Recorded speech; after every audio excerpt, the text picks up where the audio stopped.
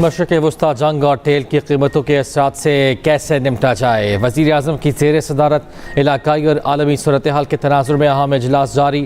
کفایت شعاری اور بچت کے حوالے سے حتمی لاہ عمل کا اعلان ہوگا۔ چاروں صوبوں اور گلگت بلتستان کے وزرائے اعلیٰ، وزیر اعظم آزاد کشمیر شریک۔ صوبوں اور وفاق کے مابین اتفاق رائے سے قومی کفایت شعاری پالیسی کی منظوری دی جائے گی۔ موجودہ حالات میں عوام کو ریلیف فراہم کرنے کے لیے مشترکہ لاہ عمل تشکیل دیا جائے گا۔ وزیر اعظم شہباز شریف کہتے ہیں حکومت صورتحال پر مسلسل نظر رکھے ہوئے ہے، عوامی مفادات کا مکمل تحفظ کیا جائے گا۔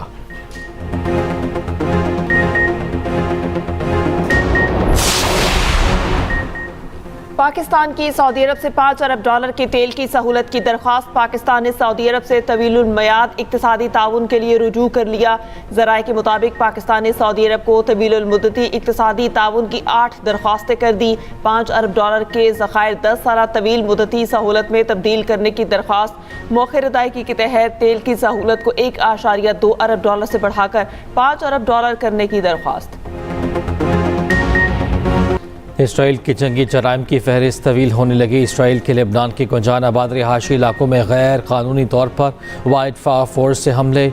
انسانی حقوق کی تنظیم ہیومن رائٹس واچ کا انکشاف۔ رپورٹس میں کہا گیا کہ تصدیق شدہ تصاویر سے معلوم ہوا ہے کہ سہولی فوج نے 3 مارچ کو جنوبی لبنان کے قصبے میں سفید فاسفورس کے گولے داغے۔ سفید فاسفورس سے کم از کم 2 گھروں میں آگ لگی۔ تنظیم کے مطابق مہلک کیمیائی مادہ موت یا عمر بھر کے سنگین زخموں کا باعث بن سکتا ہے۔ ادھر اسرائیلی زمینی فوج مشرقی لبنان میں داخل ہو گئی۔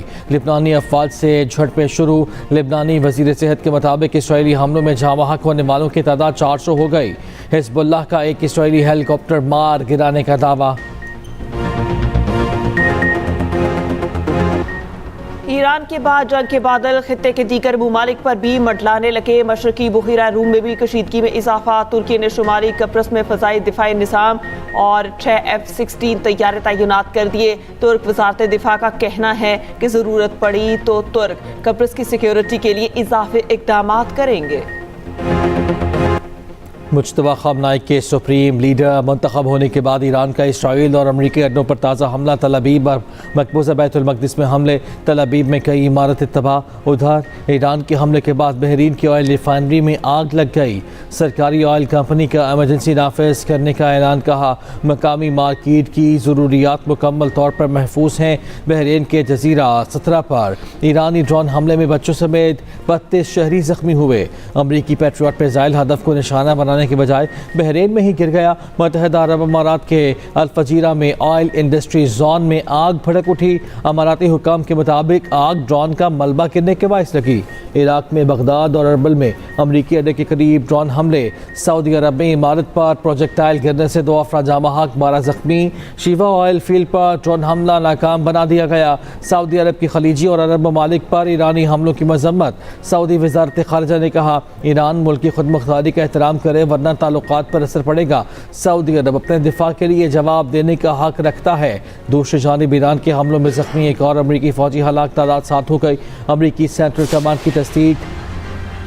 اسرائیلی فوج کا ایران پر حملوں کی نئی لہر شروع کرنے کا اعلان۔ ایران پر 10ویں روز بھی حملے جاری۔ ایران کی تیل تنصیبات نشانے پر رکھ لیں۔ کرچ شہر میں آئل ڈیپو پر حملے میں 6 افراد شہید اور 21 زخمی۔ تہران میں اسرائیلی حملوں کے بعد آئل ڈیپو سے بہنے والا تیل شہر کے سیوریج نظام میں داخل۔ سڑکوں کے کناروں پر آگ بھڑک اٹھی۔ اسفہان میں جوہری اشعاع ریزی مرکز کو نقصان۔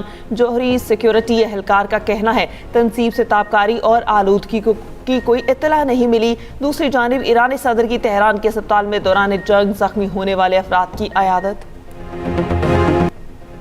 ایران جنگ کے اثرات ایشیائی سٹاک مارکیٹ میں بھونچال۔ پاکستان سٹاک مارکیٹ میں شدید مندی۔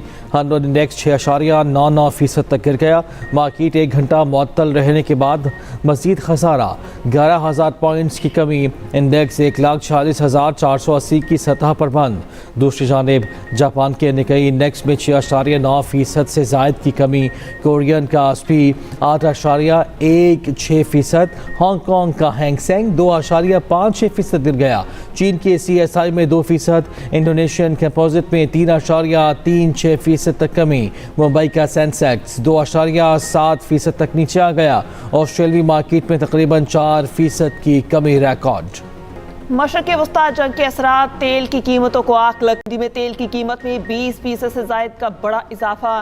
खाम तेल की फी बैरल कीमत $110 से बढ़ गई। ब्रेंट खाम तेल 25% महंगा $116 फी बैरल हो गया। अमरीकी WTI की कीमत में $114 फी बैरल इजाफा। दूसरी जानिब कीमत की सूरत हाल पर G7 इजलास। G7 मुमालिक आज आलमी तवानाई एजेंसी के ताउन से हंगामी ज़खायर से तेल निकालने पर बात करेंगे। बरतानवी अखबार फाइनेंशियल टाइम्स की रिपोर्ट के मुताबिक अब तक अमरीका समेत G7 के 3 मुमालिक ने इस तजवीज़ की हिमायत की। शहीद अतुल्लाह खामनाई के बेटे मुज्तबा खामनाई ईरान के नए सुप्रीम लीडर मुंतखब। मुज्तबा खामनाई का इंतखाब मजलिस खबरगान रहबरी ने किया। मजलिस खबरगान की ईरानी आवाम से नए सुप्रीम लीडर से वफादारी के अहद की अपील। ईरानी मुसल्लह फ़ौज की क़यादत का नए सुप्रीम लीडर से वफादारी का अहद। पासदारान इनकलाब का कहना है कि मुज्तबा खामनाई की पैरवी के लिए तैयार हैं। नए सुप्रीम लीडर के इंतखाब के बाद ईरान के मुख्तलिफ शहरों में जश्न। तेहरान के विनाग स्क्वायर पर हज़ारों अफराद जमा। मुख्तलिफ इलाकों में रैलियाँ निकाली गईं। नए रहबर आला से इजहार यकजहती। ईरानी सदर मसूद पज़ेश्कियान का कहना है कि ईरान धोस धमकी, नाइंसाफ़ी और जहरीत के सामने कभी नहीं झुकेगा। हम दुश्मन के ख्वाब डरावने बना देंगे। नए सुप्रीम लीडर का इंतखाब कौमी इत्तेहाद और इरादे की मजबूती है। अमरीकी सदर ट्रंप का मुज्तबा खामनाई के सुप्रीम लीडर मुंतखब होने पर तबसरे से गुरेज, कहा देखेंगे क्या होता है। इसराइली अखबार के मुताबिक ट्रंप ने कहा जंग खत्म होने का फैसला वो नेतन्याहू के साथ इत्तेफाक राय से करेंगे। उनकी नेतन्याहू से बात हुई, फैसला दुरुस्त वक्त पर करेंगे। ट्रंप के करीबी साथी लिंडसे ग्राहम की मुज्तबा खामनाई को धमकी, कहा उनका अंजाम भी वही होगा जो वालिद का हुआ। चीन की ईरान के नए सुप्रीम लीडर को निशाना बनाने की किसी भी कोशिश की मुखालिफत। तर्जुमान चीनी वज़ारत ख़ारजा के मुताबिक ईरान के नए सुप्रीम लीडर की तकर्री ईरान का आइनी फ़ैसला है। चीन दूसरे ममालिक के दाखिली उमूर में किसी भी बहाने से मुदाखलत की मुखालिफत करता है। ईरान की खुद मुख्तारी और इलाकाई सलमियत का एहतराम किया जाना चाहिए। इसराइल की तरफ से ईरान में तेल के 30 ज़ख़ीरों पर हमला। इसराइल और अमरीका के दरमियान इख्तलाफात। अमरीकी वेबसाइट के मुताबिक अमरीकी हुकाम का कहना है जो हमले किए वो अमरीका को बताए गए हमलों से बहुत ज़्यादा थे। अमरीकी हुकाम ने इस पर इसराइल से तशवीश का इजहार भी किया था। अमरीकी हुकाम का ख्याल है कि तेल के ज़ख़ीरे पर हमले से बैनुल-अक़वामी मार्केट में तेल की कीमत में बहुत ज़्यादा इजाफा हो सकता है। इसराइली फ़ौज की तरफ से कहा गया था कि तेल के ज़ख़ीरों को मिलिट्री के साथ मुख्तलिफ मकामात पर तेल की फराहमी के लिए इस्तेमाल किया जा रहा था।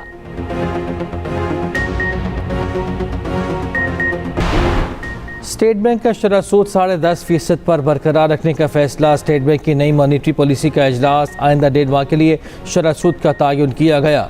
मशरक़ वस्ता में जंग और तवानाई के आलमी बहरान की पाकिस्तानी मईशत पर असरात का जायज़ा भी लिया गया। गुज़िश्ता जायज़े में पॉलिसी रेट 10.5% पर बरकरार रखा गया था।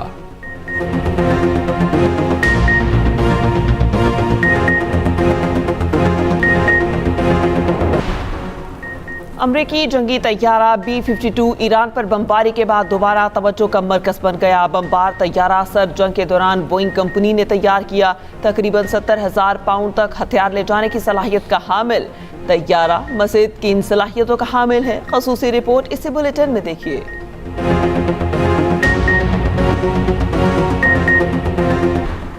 अफगान तालिबान रजीम के खिलाफ ऑपरेशन ग़ज़ब लिल हक़ जारी। पाक फ़ौज के अफगान तालिबान और फितनल ख़वारिज के खिलाफ मौसर जवाबी कार्रवाइयाँ। पक्तिका में शाहीन बेस के एम्यूनिशन डिपोज़ को मुकम्मल तबाह कर दिया। जनूबी वज़ीरिस्तान की तहसील शवाल से मुल्हिका अफगान तालिबान की पोस्ट को निशाना बनाया गया। पाक फ़ौज की कार्रवाई में अफगान तालिबान फितनल ख़वारिज भागने पर मजबूर। गैर मुल्की जरीदों से गुफ्तगू में वज़ीर इत्तलात अता तारर ने कहा पाकिस्तान अफगानिस्तान के अंदर अस्करियत पसंदों के ठिकानों के खिलाफ कार्रवाई कर रहा है। पाकिस्तान ने अफगानिस्तान में किसी शहरी इलाके को निशाना नहीं बनाया। अफगान तालिबान हुकूमत की जानिब से पेश किए जाने वाले ख्याली अरादोशुमार तबसरे के भी काबिल नहीं हैं। अफगान वज़ारत दिफा के तर्जुमान के पाकिस्तान के खिलाफ जंग में कामयाबियों के दावे महज प्रोपेगेंडा हैं। तालिबान हुकूमत और अफगानिस्तान की सरजमीन से मुतअद्दिद दहशतगर्द तंजीमों के दरमियान गठजोड़ मौजूद है।